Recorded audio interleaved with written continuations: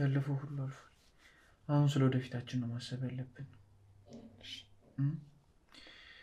ወደፊት ስለሚኖረን ህይወት፣ ስለምንወልዳቸው ልጆች፣ ምን አይነት ደስተኛ ቤተሰብ መመስረት እንዳለብን ነው ማሰብ ያለብን።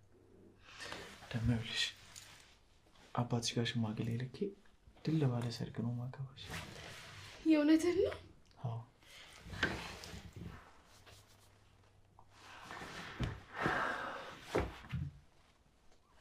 በጣም ነው የምወድሽ።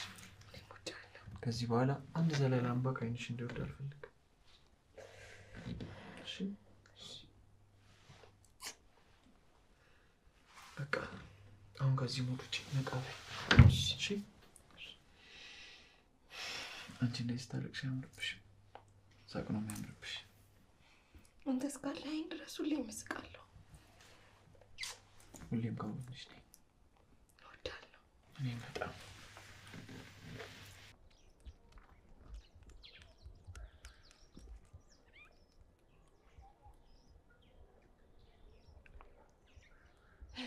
ወይኔ ዝናብ እየጣለ ነው።